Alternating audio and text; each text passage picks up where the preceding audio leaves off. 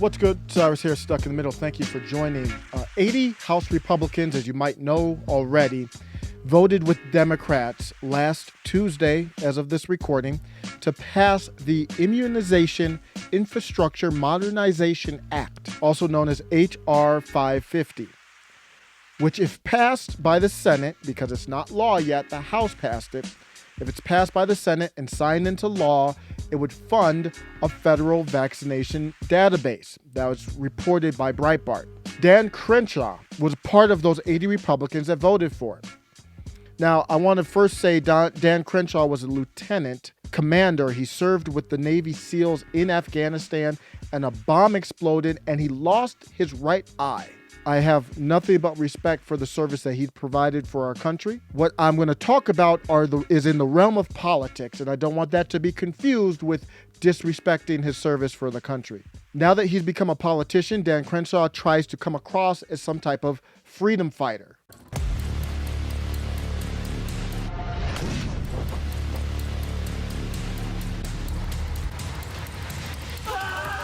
Now, that ad might have been over the top, but the other day, 2 days after he voted for this bill, he talked about Australia. He said it's 1984 in Australia. Many Americans understandably always assumed places like Australia were also freedom-protecting republics, but it's not true. We are unique and need to keep it that way. And that's a statement I would normally largely agree with. We're confused by the hypocrisy of the messenger 2 days after he voted for this bill. So many of us were like, huh? What's going on? Like, you lost that lane. Let's talk a little bit more about the bill. According to the bill, the government would provide $400 million in taxpayer dollars to fund immunization system data modernization and expansion.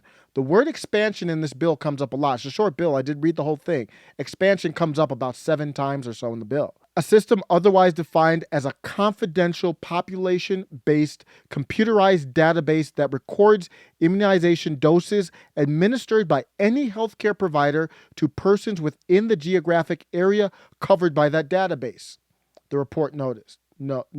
So this database would allow the government to notify people about when their booster shots are due. Although the system's described as confidential in this case means confidential from the public until, of course, records are indiscriminately released, like has happened with the IRS, Department of Defense, Veterans Administration, or any number of high-profile government leaks and hacks. This is the type of thing you would need if the federal government wanted to mandate V-passports. Dan tried to defend himself. Okay, real talk. Time to debunk some lies from our own side this time. So this one's about the vaccine database that you keep hearing about. Like, that's what got voted on in Congress, and people are mad because some Republicans voted for it, some didn't. All right, here's the truth on it. Every Republican up here, by the way, knows that that particular bill, which was Republican-led, actually makes it harder to track vaccine information on the individual level. It actually decreases the amount of money that was originally allocated for these systems by the Biden administration. So let's back up. Let me tell you the full story. There are something called immunization information systems at every state. These have long existed. In the American Rescue Plan, passed entirely by Democrats, no Republicans voted for it, they added about $500 million to that system and told states to, quote, make them better, right? They didn't put any guardrails. They didn't put any details. They just said, make them better. Now, this worried Republicans because we're worried about these authoritarian blue state governors that indeed do want to track your data and do want to employ vaccine mandates and passports and the such. And so there was a Republican-led effort for this exact provision to decrease the funding for it and ensure that if states take that money, they have to make the data anonymous and only collect it at the population level so that you can't be tracked. So the Republicans screaming about this bill, saying it's bad, it does the exact opposite of what they're saying. And they know that, but they also don't like explaining votes to you. That's the truth. He also tweeted that it doesn't create a new database. Now, the verbiage of creating a new database isn't in the legislation, but here's my question for you, Representative Crenshaw. So do we have a federal database already? Because that doesn't line up with what I've read. August 12th from the New York Post, White House says it has no plans for a federal vaccine database. This is in regards to the pandemic. I quote from the article, Jeff Zients says, There will be no federal vaccination database. As with all vaccines, the information gets held at the state and local level. So I'm interpreting that as, I don't like any database, but it's not information that's being shared with the federal government. I think that's pretty clear from the president's pandemic response coordinator. And then I look at the bill, HR 550, and this language is in it that says this. So I see this in the bill. It says improving the secure bidirectional exchange of immunization record data among federal, state, local, tribal, and territorial government entities. That's directly from the bill. So no, the bill doesn't say we are going to create a federal. I didn't see that verbiage in the bill. Maybe I missed it. Let me know if you see that. I didn't see it spell out, we are going to create a federal vaccine database. It just says expand, and it says improve. That's word games. Bidirectional means both ways. So both ways, from the federal to the state, from the state to the federal, information, data. This is about a battle for your data. And Dan Crenshaw I think he's a very smart guy. So there's only two options here. Either he's ignorant and stupid, or he's lying. So I'm always going to leave room to be wrong. Let me know. Maybe I'm misinterpreting this. This is legalese when you read these documents, but that's what I'm seeing in it. Why would we need what the document describes as a bidirectional exchange of immunization records? What do we need that for? And let's take that off the table. Let's take the argument of what's in the bill off the table. Dan Crenshaw came out with that video and started opining and trying to defend himself, with our respect, but he did that after the vote.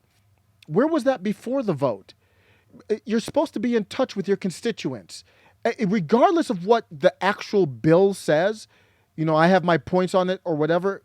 It's Dan Crenshaw's job to sell that to his constituents, and it's his job to understand where we are at. The impression that we have is this is a database that's going to be controlled by leftists who use the IRS to go after conservatives. They use the FBI or DOJ and Patriot Act to go after concerned parents and citizens, and FISA courts to spy on the president, former President Trump.